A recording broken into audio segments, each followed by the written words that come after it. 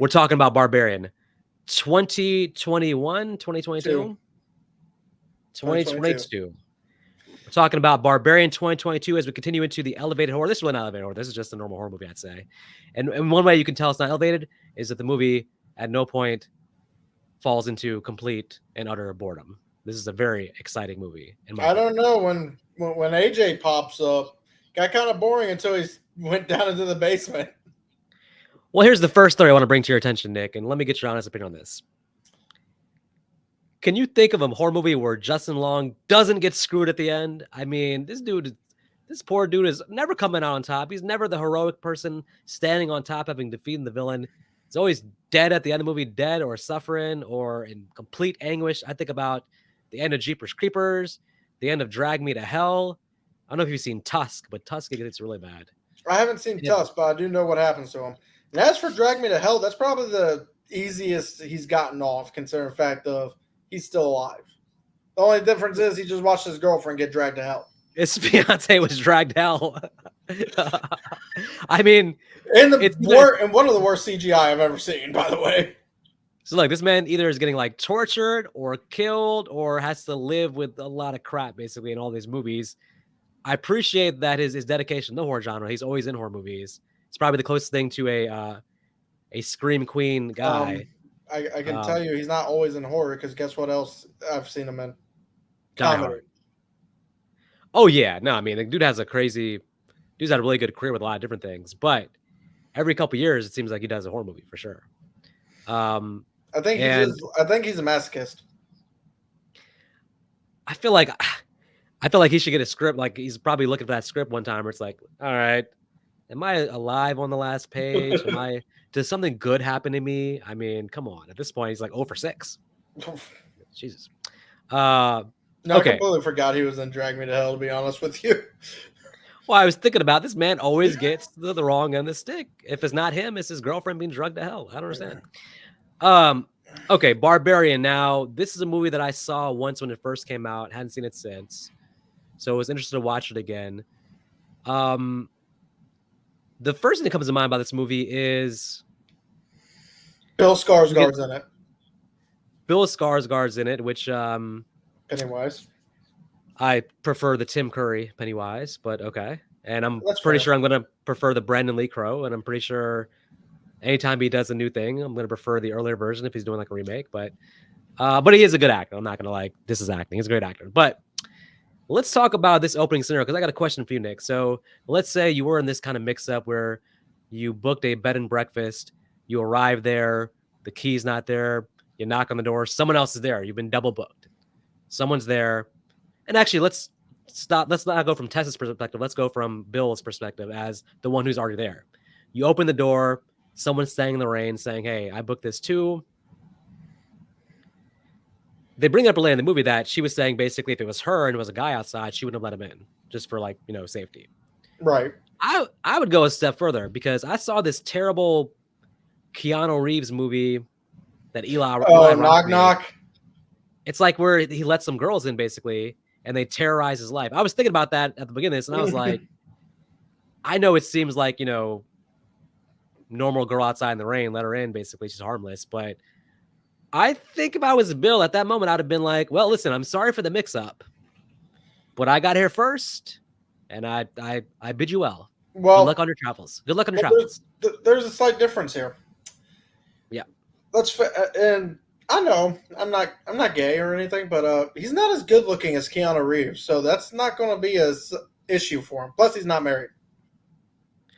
Well, I think him being attracted to Tess sort of informs his decision, motivates him to, hey, come on in, we'll figure it out. Well, because from this point forward, he's so nice to her for the most part, but always wanting more interaction with her.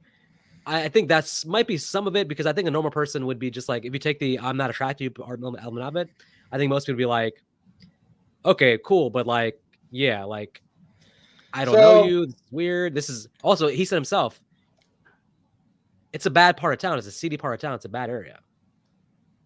Well, now, she may claim to be from a different part, but you don't know. So for me, I'd say if I was in Bill's point of view, because he was also kind of hesitant of letting her in until she showed him the actual booking. That shows that she was booked along with him. So that most likely helped the decision. But also, if you, bad neighborhood. I'm talking about I'm talking about even let her at any point, just even letting her in. Please, I could have taken out Tess. I would let her in. Oh, she comes in and maces you in the eye, and then ties you up and beats you over the head with that wine bottle. How about that? So, well, again, like I said, it's probably because I kind of had somewhat the same upbringing as what we are somewhat given with Keith, and that you grew up on 8 Mile. I know about your freestyling rapping ways.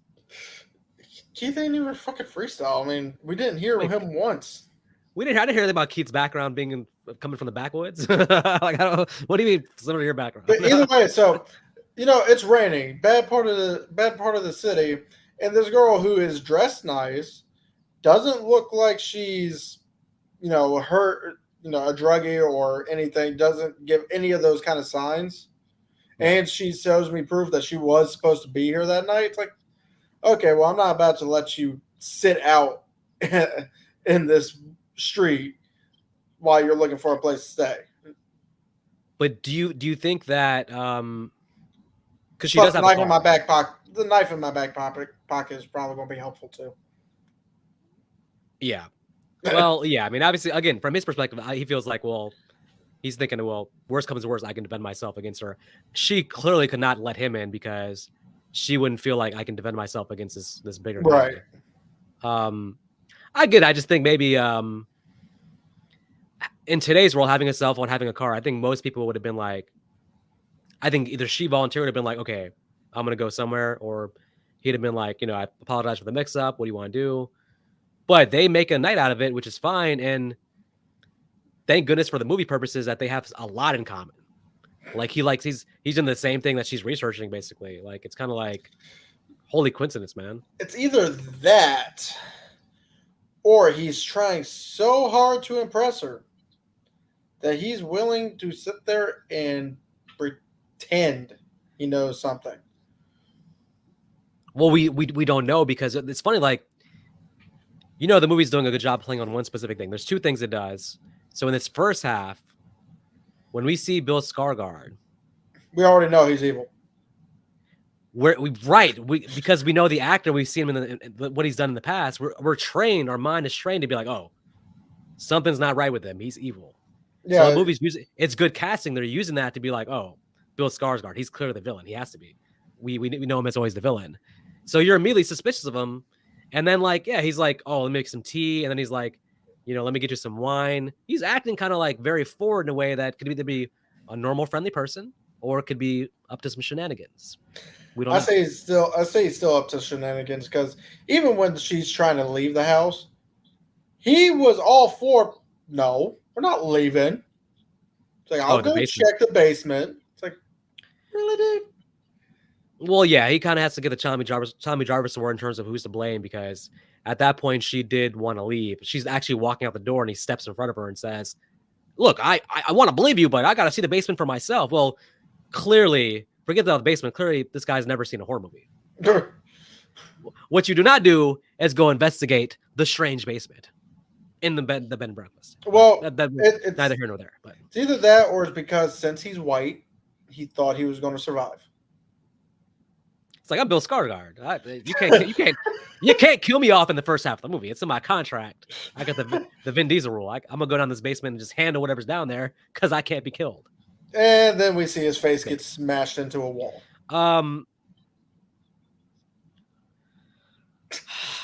Which so I will say, when I first watched this movie, I watched it with my wife, and you can tell the movie is tense because granted, she doesn't watch a lot of horror, but you can tell the movie's pretty tense because she's sitting there just dead-eyeing the damn screen, especially when we see that cave system. She's like, no, don't go down there.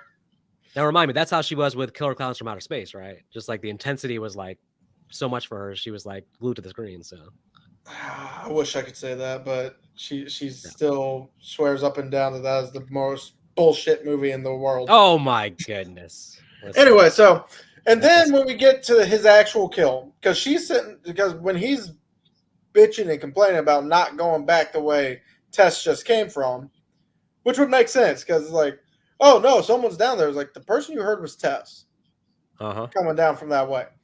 There's absolutely no way because we saw nothing besides walls. So there's no way this thing could just appear behind her. Well, okay. In the first half of the movie, when they're talking and stuff like that, we do get to sort of like the characters, know the characters, and they do seem like reasonably intelligent people. Allegedly. But the problem is, for the movie's story, the movie story has to get them both into the basement. So we have to believe that two intelligent adults find something suspicious in the basement, and the girl already saw enough to be like, I'm out here. He's like, no, I want to go check it first. He disappears. She's standing at the stairs, just calling out to him. Hey, are you okay? She's ready to go. So the dude, I mean, again, let's say he did see some crazy shit. He's scared. But he's like, help me. Like, given what we know when she comes and he's just like, being all cautious, like, why did you lure her down into the basement? How is she going to come help you? I don't understand. So that's the only thing I would say.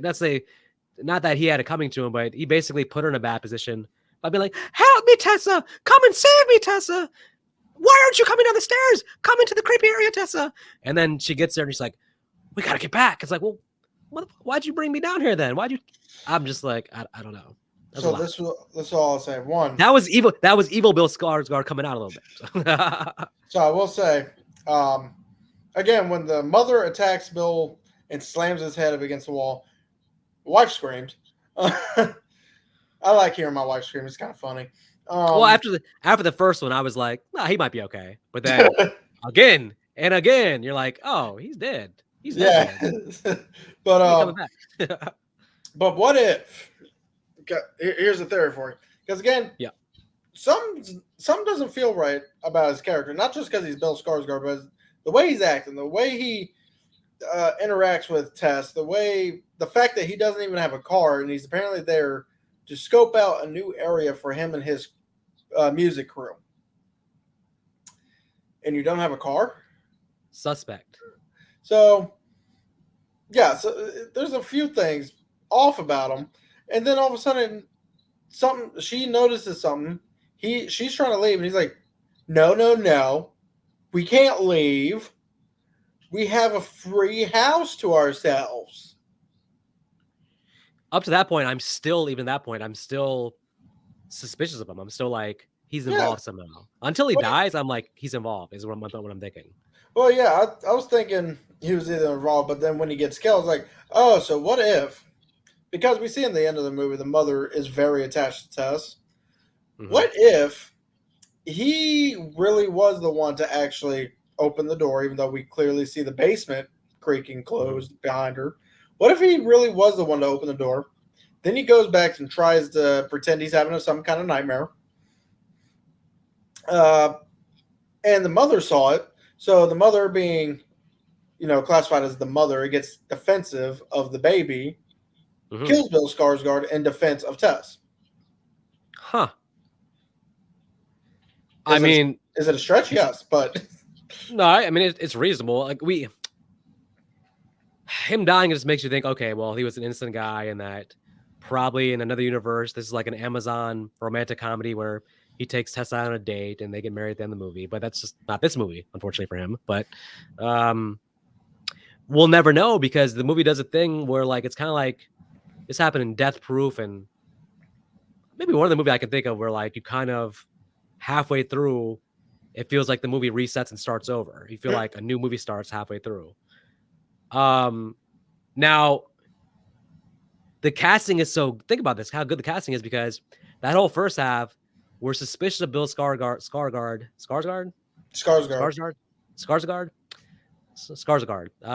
We're suspicious of him because we know his history and we associate him as a villain, right? The casting is so fun because now you get Justin Long and your brain does the opposite. You're like, oh, he's a good guy. He's always a good guy. He can't be a rapist or a villain. It's Justin Long. He's Well, always a good guy. So the casting is doing exactly the opposite. Now they're like, okay, now we show you Justin Long, and the audience already wants to be on his side. You want to be on his side. Like, oh yeah, Justin Long, let's be on his side. It's really fun casting they did there to try to trick your mind into like your preconceived notion of what you expect from Justin Long. So yeah, because not even 5 minutes into his introduction, he's being accused of rape. Which the movie Diggin does a good job of, like, because his reaction, we're seeing his face as he's told this, right? His reaction seems like not like guilty. It almost seems like somebody who was falsely accused would react with like such a shock. So it doesn't give anything away of like, is he actually guilty?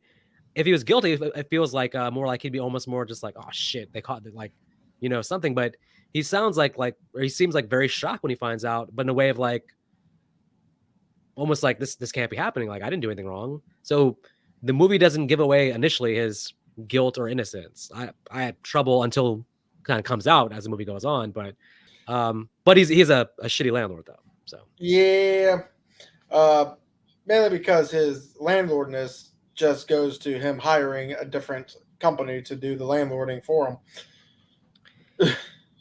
The best moment in the movie might be like him finding the basement and then like Googling, like, is that going to count in the square footage?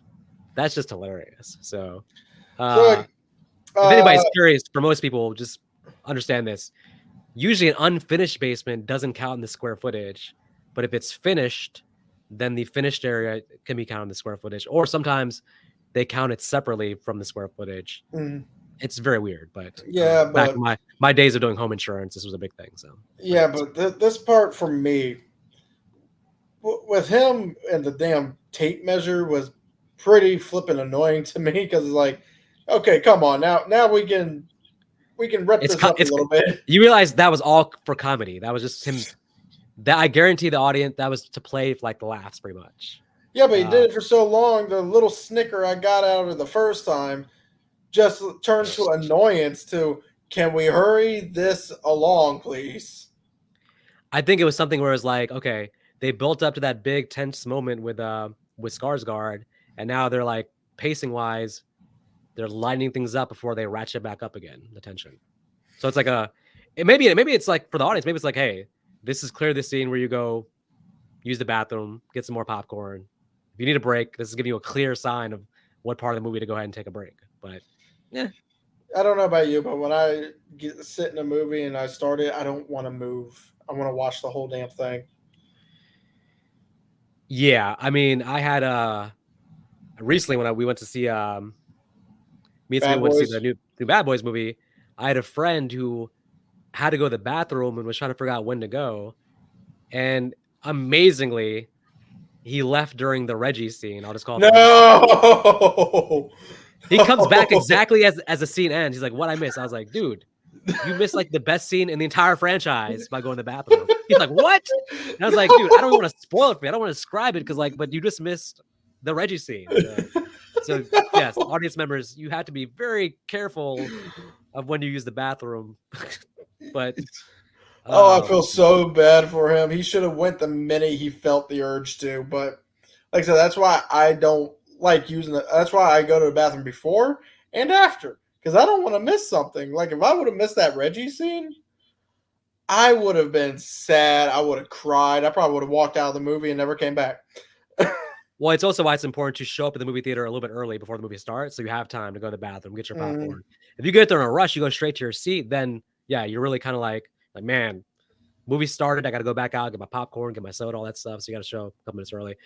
Here, there. Let's get back to Barbarian, where the movie picks up again because Justin Long is going to find Tess. And how big is this underground lair, basically? Apparently, how long is this? This feels like he's like walking the underground tunnels of the entire city at a certain point with how long it is. Honestly, I thought he got teleported to France. Like the Paris catacombs. I was like expecting him to like pop up like from the top, like find a sewer opening, pop, be like, Manhattan. How'd I get here? There's Jason. I was like, oh, there's Jason. Like at a certain point when he's like walking the halls, I'm like, man, there's a whole nother house down there. I don't. Wow. To be fair, we do find out it's a whole nother house because he does get to the end of it. True. Which we find out is technically our main villain, and Frank. Well, yeah. Well, let's talk about the actual evil character here. Not the evil character, the villain per se. Not even Frank. Frank and the mother. So the mother is basically the idea that there's something scary about a naked old woman, I guess. Like, it's like, although she is kind of like also... She's feral. Like, not normal, yeah, I would say. In this case, she is feral. She has had no social interaction. Her father husband thing put in her head that in order for her to be happy, she needs a baby. And that is always thrown into your face when you see the purple room. And there's a damn video playing of breastfeeding. Yeah. And Tess and Justin Long are going to find out pretty quickly that they are basically her children now. So yeah, and with Tess being the favorite baby. Oh, easily. It doesn't take long to pick her favorite. So, well, it's mainly because Justin Long doesn't play along.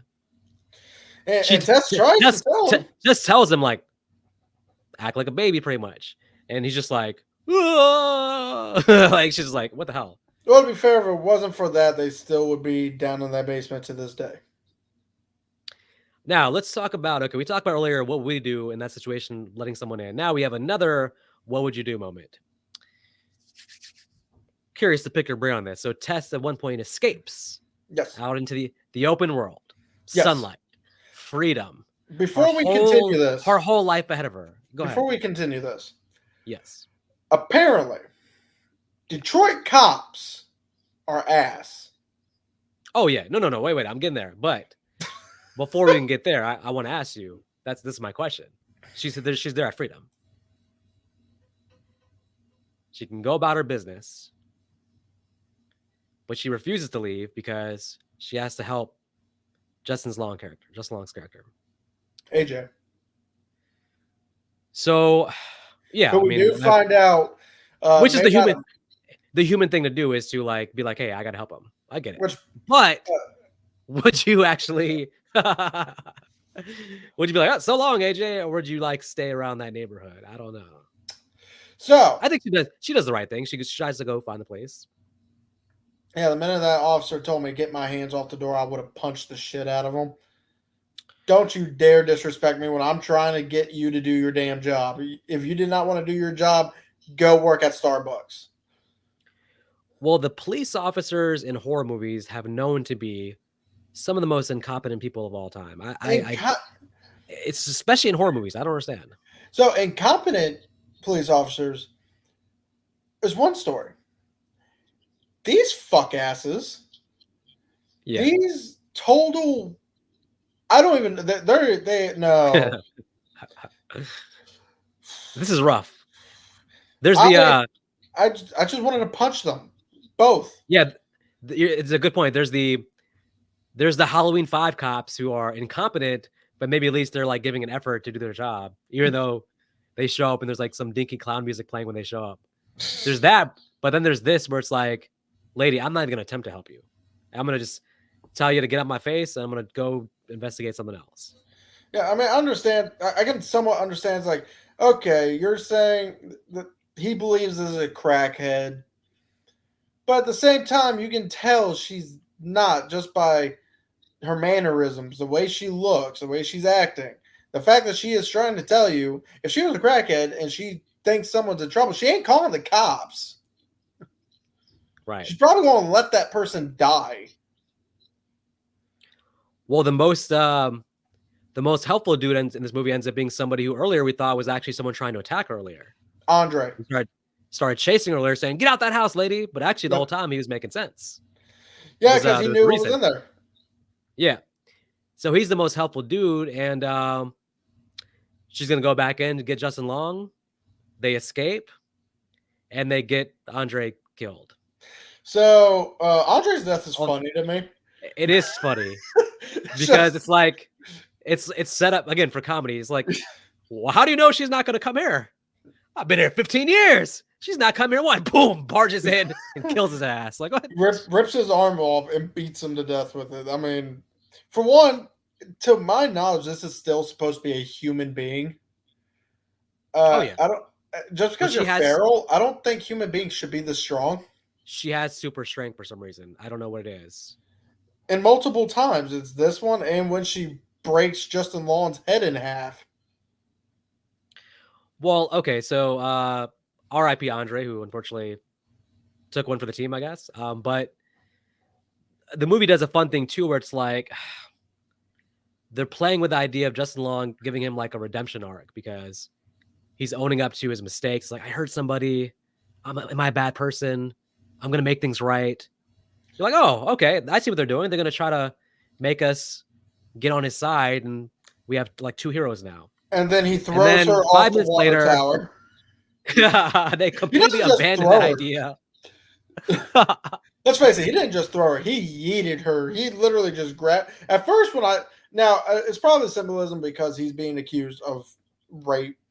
So it's probably the symbolism of, her on her knees and he just grabs her by the hair. I was like, you could have grabbed her a different way, dude. I mean, that just looks weird. Well, and then it's just kind of, it happened out of nowhere. It was just funny because it was kind of like in the middle of his redemption arc, he's just like, wait a minute, I can get away.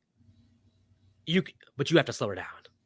And then yeets her off the dam. And then he's like, oh, she's still alive. I got to go down there and make things right with her. Otherwise, I'm in shit now. So he's like trying to apologize. He's like, oh, I wasn't thinking. It happened so fast. Oh, no, he didn't even say that. He was like, look, I was just trying to move you and you slipped out of my hands. Like, really? Slipped out of my hands, yeah. Really? We all saw you just with all force toss her off the damn water tower. Usually when Justin Long has a horrible ending, most cases I feel sorry for the character, but this was very pleasant to see him get what he had coming to him with his head being split open like a melon, basically. Yeah. I had to cheer, and I imagine the audience had a nice, fun cheer at that because he kind of deserved that point. So I'm going to let you in on a secret. Yeah. I already saw this scene. What? From the water tower to him falling, I didn't even realize what I was watching. It was just randomly on at my in-laws' house. And I just saw Justin Long, the girl, and they were being chased by a monster. I didn't ask what the movie was. I didn't find out what the movie was. Damn. So you watched the entire movie knowing that at a certain point he's going to get to that point. Yeah, exactly. Well, not even because, again, I didn't put two and two together until I got to that point. And I was like, wait a minute, I've already seen this. Man, this is one of those movies. I mean, I can't echo this enough about all horror movies, but this is one really you got to stay away from the trailer, read nothing about it, go in as cold as possible. If you go in with like no idea what's going to happen in this movie, it is like quite a bit of twists and turns that'll keep you very engaged. But if you don't know Justin Long is in the movie, then the first half you're just like watching the movie and like it's totally a surprise when he comes in the movie. So yeah, you got to be going for this. So I will say the trailer actually did its job this time. It didn't reveal too much. It didn't reveal what the monster looked like. It didn't even reveal Justin Long was in the movie. It was literally all the trailer was the girl and Bill Skarsgård. Good. These trailers these days, man, I made the mistake of watching, just out of curiosity, I watched the Gladiator 2 trailer. The trailer's 3 minutes long, and I'm almost positive it gave away the entire movie in the trailer. Gladiator 2? And with Denzel Washington to make it even more strange. Yes. Denzel's he's in the Coliseum saying, King Kong, Maximus ain't got shit on me. Put it all on Pelican Bay. But yeah, the trailer's 3 minutes long, and it feels like they gave away the entire movie. And I'm like, I watched and I was like, oh my God, I don't know if I should even watch the movie now. This stupid trailer is so long. It was basically a lesson I should have learned a long time ago to stay away from trailers, but especially in horror movies. Horror movies are so specific to like not knowing what happens. You have to stay away from the trailers. They give away too much. Like Abigail. Or even, especially with like a Scream movie. The last couple of Scream movies, if you go back and watch the trailers gave away a lot. So, yeah. Okay, well, And that's what we're talk about before we get to the end. Well, yeah, because I haven't talked about this stupid ass flashback scene. So there's a flashback scene in this movie, and I will be one that says if a flashback scene makes sense, it's a fun watch because then you're showing us and not just giving us the exposition. Right. You could have cut this whole 15-minute segment out because we learn nothing about this from this flashback. I guess the only thing we learn is Richard Brake was in the movie. Yep. Is that the only reason they have this flashback is just have Richard Brake in the movie? Well, they're trying to give, obviously, some context and background on what's going on, but probably, yeah, did you need it? Probably not. To figure out what's going on, you can figure it out without it. Well, especially since Andre gives us the actual background we should have gotten with the flashback, and that is this man was so sick in the head that, he had a wife, then he had a daughter with that wife, then he had a daughter with the daughter, and it just kept going, and you find out that the mother is actually his second, third daughter from his previous daughter. So she's so deformed, and I guess that's the inbredness is what gives her the strength. This movie, low key, could be. I just thought about this. It could be a sort of origin story, a wrong turn prequel. The story of Three Finger. We actually already get that with 4, 5, and 6. Oh God, never mind. I'm sorry. I haven't brought it up. This could easily be. This could be Three Finger's grandmother or something like that. The ending. Horror movies do this also thing too. It's like maybe this is like a more recent thing, but I kind of miss the old. I kind of like a nice. This is gonna sound simplistic. I like a nice villain. Sometimes I like the villain just to be pure evil, to get the comeuppance. But movies now, a lot of times, they want to go down the path of making you feel sympathetic about the villain. You want to be like, have that bittersweet ending where the villain has to die, but you feel for them. I know how they frame this. I get that even Tess is like emotionally struggling with the idea of having to kill what's her face, the mother. Played by a dude, by the way. Wow, that's crazy. I couldn't help but to mention that. Yeah, I mean, but I didn't feel the sympathy. I was like, she gotta die. I mean, she's also a murderer, so it's like. Well, she was also trying to take her back. If you don't kill her, she's gonna take you back. Right, take you back to your lair. So you have to kill her. But other than that moment of like them wanting kind of sympathy for her, I thought it was a fun ending. It ended the right moment. It didn't give away too much, but you kind of can surmise what's going to happen from there. She's clearly going to decline that job. She already lost that job. She's been gone for what, a week? She's been disappeared for a week. That person already gave someone else that job. She just has to go straight from this to the job like Will Smith in Pursuit of Happiness. She's got to just show up there and do a Rubik's Cube. Just do the Rubik's Cube. You're fine. Yeah. They'll be like, hey, brilliant. You're hired. So, well, actually, the person who interviewed her probably would understand. She'd warned her to get out of that area. That's fair. So that story will actually maybe you won't believe this. She's like, what happened? You went to the Bahamas for a week? She's like, no, I was trapped in an underground lair for a week. So yeah, so let's talk about this damn title. Conan the Barbarian.